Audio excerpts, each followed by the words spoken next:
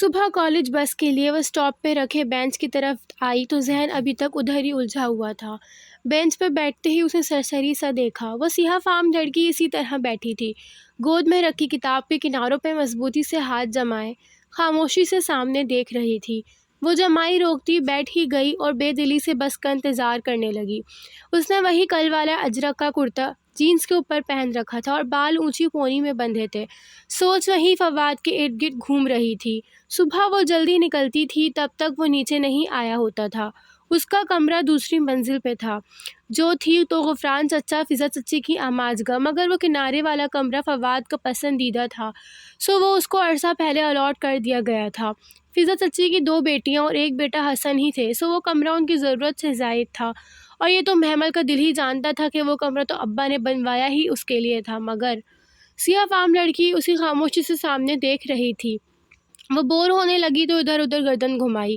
سیاہ کتاب دیکھ کر کل کا واقعہ یاد آیا۔ یہ کتاب ملی تھی آپ کو؟ یہ کتاب کب ملی تھی آپ کو؟ بغیر تمہید کے اچانک سوال۔ اس لڑکی نے اطمینان سے گردن اس کی طرف موڑی۔ 2 سال پہلے۔ یہ کس نے آپ کے لیے خصوصاً چھوڑی تھی؟ ہے کوئی؟ وہ ذرا سا مسکرائی، موٹی آنکھوں کی چمک بڑھ گئی۔ آپ کو اچھا لگتا ہے وہ؟ اس نے غور سے اس چمک آنکھوں کو دیکھا۔ بہت زیادہ۔ آپ اسے کیسے جانتی تھیں؟ میرا مطلب یہ تو صدیوں پرانی کتاب ہے۔ بس میں جانتی ہوں۔ اور یہ کتاب، یہ آپ کو آپ کا ماضی، حال اور مستقبل کیسے دکھاتی ہے؟ اس میں سب لکھا ہے، گزرے واقعات، اور وہ جو میرے ساتھ پیش آنے والا ہے، اور مجھے ایسے موقع پر کیا کرنا ہے، سب لکھا ہے۔ محمل کا دل تو زور سے دھڑکا۔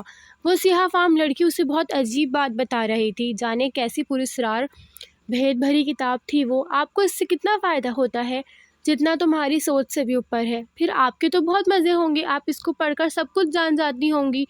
ہاں، مگر اس میں کچھ عمل ہے، پہلے وہ پرفارم کرنے ہوتے ہیں، پھر وہ چیز ہمیں ویسے ہی ہوتی ہے جیسے اس میں لکھا آتا ہے۔ عملیات۔ وہ چوکی، اندر کوئی الارم سا بجا۔ یہ تو کوئی سفلی کی ماہر بیٹھی تھی، اس سے ذرا احتراز برتنا چاہیے۔ ہاں، سیاہ فام لڑکی مسکرائی۔ جو وہ عملیات کر لے، وہ اس کتاب کے ذریعے دنیا پر راج کرتا ہے۔ سب لوگ اس کی مٹھی میں آ جاتے ہیں اور ہر شے اس کے لیے تسخیر ہو جاتی ہے۔ صرف میں نہیں، اگر تم بھی اس کتاب کا خاص علم سیکھو تو تمہیں اس کے الفاظ میں اپنا ماضی، حال اور مستقبل نظر آنے لگے گا۔ اور اس کے بعد وہ سحر زدہ سی سوال کیے جا رہی تھی۔ اس کے بعد تم اس کتاب کو چھوڑ نہیں سکتی، تمہیں اپنی زندگی اس سے باندھ کر ہی گزارنی ہوگی، اور اگر میں اسے چھوڑ دوں تو تم تباہ ہو جاؤ گی، تمہاری ہر چیز، ہر محبت، سب تباہ ہو جائے گی۔ اس کو لے کر تم چھوڑ نہیں سکتی، یہ سب اتنا آسان نہیں ہے۔ محمل گھبرا کر اٹھ کھڑی ہوئی۔ میری بس۔ اس پل بس قریب آتی نظر آئی، وہ دوڑ کر بس کی طرف جانے لگی۔ تم ایک دن ضرور آؤ گی میرے پاس۔ سیاہ فام لڑکی مسکرائی تھی۔ تم ایک دن ضرور گڑ گڑا کر کتاب مانگنے آؤ گی، میں جانتی ہوں۔ تم لوگوں کی ستائی ہوئی ہو، تمہارا دل زخمی اور ہاتھ خالی ہے۔ جس دن یہ دل پوری طرح ٹوٹ جائے گا، میں تمہیں کتاب دے دوں گی۔ جاؤ، تمہاری بس آ گئی۔ وہ خوف زدہ سی بس کی طرف لپکی۔ آج روڈ پکڑ کر اندر چڑھتے اسے پیچھے دیکھنے کی ہمت نہیں ہوئی تھی۔ شام کو اس نے بہت محنت سے چاکلیٹ سوفلے بنایا، اور جب وہ خود ٹھنڈا ہو گیا تو ٹرے میں سجا کر اوپر سیڑھیاں چڑھنے لگی۔ ابھی دوسری سیڑھی پر ہی تھی کہ آرزو نیچے آتی دکھائی دی۔ یہ کس کے لیے ہے؟ وہ ماتھے پہ بل ڈالے لمحے بھر کو رکی۔ فادی کے لیے ہے؟ جی، انہوں نے کل کہا تو تھا، میرے پاس ٹائم کہاں تھا، آج بھی کسی کو یاد نہ آیا تو بنا ہی دیا۔ اس نے بے نیازی سے شانے جھٹکے۔ وہ دوسری سیڑھی پہ ٹرے اٹھائے کھڑی منتظر تھی کہ آرزو نیچے اترے اور وہ اوپر جا سکے۔ اور ڈنر کی تیاری کر لی تم نے؟ آرزو زینے سے اتر کر اس کے بالکل سامنے آ کھڑی ہوئی۔ اماں بنا رہی ہیں۔ قورمہ بنا لیا ہے؟ ممی نے کہا بھی تھا، تم نے چیک کیا؟ آپ سیدھے کہہ دیں کہ میں چلی جاؤں، اور آپ یہ ٹرے فواد بھائی کو دے کر اپنے نمبر تو بنا لیں، تو لیں، پکڑیں۔ اس نے ٹرے زور سے اسے تھمائی۔ مجھے اور بھی کام کرنے ہیں۔ وہ کھٹ کھٹ سیڑھیاں اتر کر کچن کی طرف چلی گئی۔ بدتمیز، وہ بڑبڑائی، مگر محمل کو معلوم تھا کہ اس کی بلند آواز فواد سن چکا ہوگا، اور اب آرزو جو چاہے کر لے۔ وہ جانتا تھا کہ کام کس نے کیا ہے اور نمبر کون بنانا چاہ رہا تھا۔ اور پھر یہی ہوا۔ رات کھانے پہ جب مسرت نے چاکلیٹ سوفلے لا کر رکھا تو فواد نے سب سے پہلے ڈالا۔ یہ تم نے بنائے ہیں محمل؟ جی، وہ سادگی سے بولی۔ آرزو نے ناگواری سے پہلو بدلا۔ بہت ٹیسٹی ہے۔ تم ہی روز میٹھا کیوں نہیں بناتی؟ اتنی فارغ نہیں ہوں میں، 100 کام ہوتے ہیں مجھے، ایگزام ہو رہے ہیں، میرا دل کیا کرے گا تو بنا دیا کروں گی، ورنہ سب جانتے ہیں محمل سے جمہوریاں نہیں ہوتی۔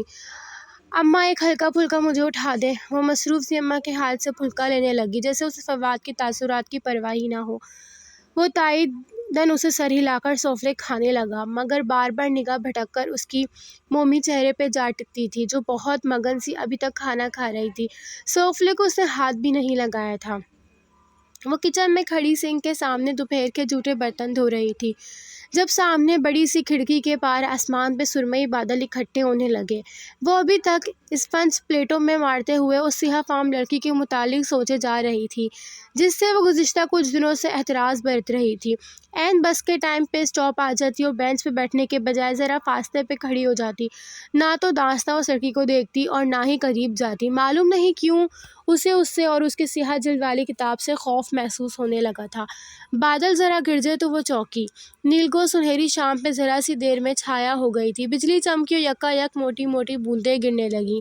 محمل نے جلدی جلدی آخری برتن دھو کر ریک میں سجائے، ہاتھ دھوئے اور باہر لان کی طرف بھاگی۔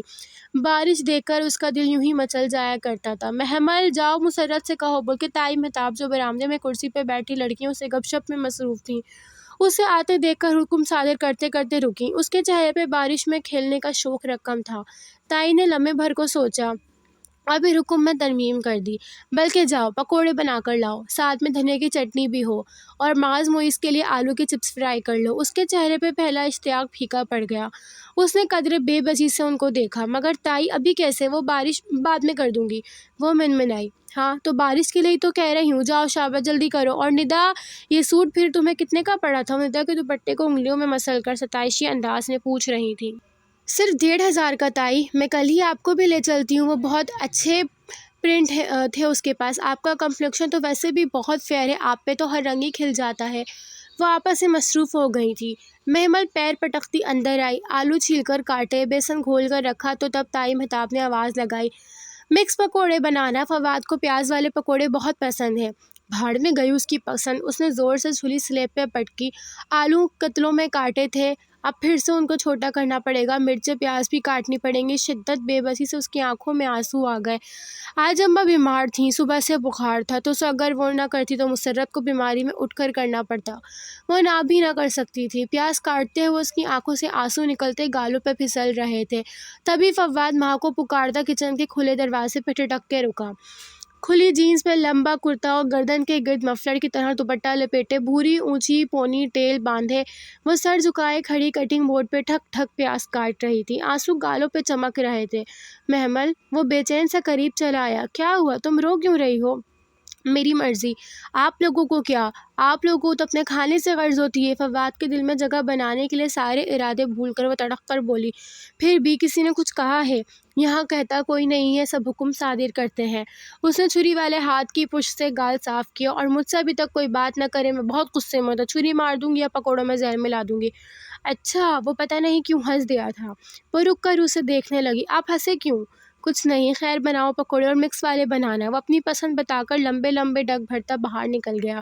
اس نے آنسو پھر سے بہنے لگے، جانے کس بھول پنے میں سوچ بیٹھی تھی گر وہ اس کی مٹھی میں آ گیا تو اس نے رفیع میں سر جھٹکا۔ وہ سب ایک جیسے تھے، بے حس، خود غرض، مطلبی، اور جب تک پکوڑے بنے بارش ہلکی ہو چکی تھی۔ وہ سب لڑکے لڑکیاں برآمدے میں بیٹھے پکوڑے کھانے میں مصروف تھے، اور اب حسن سب کو لانگ ڈرائیو پہ لے جانے کا پلان بنا رہا تھا۔ تم لوگ بھی کیا یاد کرو گے، کس سخی سے پالا پڑا تھا، وہ ٹانگ پہ ٹانگ رکھے بیٹھا فرضی کالر جھاڑ کر کہہ رہا تھا۔ حسن فضا چچی کا بیٹا اور ندا سامیہ کا بھائی تھا۔ شکل میں ندا سے مشابہ تھا، بڑی بڑی پرکشش آنکھیں اور سانولی رنگت، البتہ عادتوں میں وہ قدرے مختلف تھا۔ اس نے فضا چچی کی میٹھی زبان تو مستعار لی تھی مگر کڑوا دل نہیں لیا تھا۔ وہ گھر کا واحد فرد تھا جو دل کا بھی اچھا تھا، نرم گو، صاف دل اور ہینڈسم۔ ابھی ابھی وہ آفس سے آیا تھا اور کوٹ کرسی کے پیچھے ٹکا سینے فولڈ کیے بیٹھا، وہ تھکن کے باوجود سب کو آؤٹنگ پہ لے جانے کی دعوت دے رہا تھا۔ کون کون چلے گا؟ سامیہ بلند آواز میں پوچھنے لگی تو محمل بھی دل میں مچلتی خواہش کے باعث قریب آ گئی، میں بھی چلوں گی۔ سب نے رک کر اسے دیکھا، کندھے پہ پرس لٹکائے، بالوں کو ایک اسٹائل سے بینڈ میں جکڑے آرزو جو اندر سے باہر آ رہی تھی قدرے ناگواری سے اسے دیکھا۔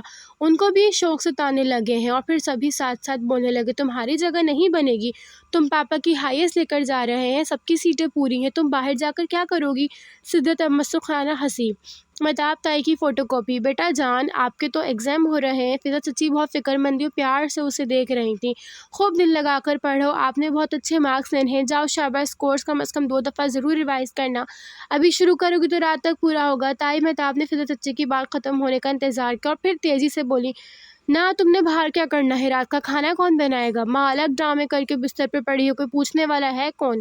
بس مفت کی روٹیاں توڑنے آ جاتے ہیں۔ فواد نے لمحے بھر کو کچھ کہنا چاہا، پھر خاموش رہا، اور حسن جو خاموشی سے ساری کارروائی دیکھ رہا تھا بالآخر کہہ اٹھا، کوئی محمل سے بھی تو پوچھے کہ وہ کیا چاہتی ہے۔ ہاں، اب ہم مجھ سے پوچھتے رہیں۔ تائی بگڑ کر بولی۔ حسن لمحے بھر کو بالکل چپ ہو گیا، مگر فضا نے بیٹے کو جھاڑنے میں واضح برا مانا۔ جاؤ تم اندر جاؤ، وہ بس اتنا ہی کہہ سکیں۔ تائی مہتاب سے مقابلہ کرنا ان کے بس سے باہر تھا۔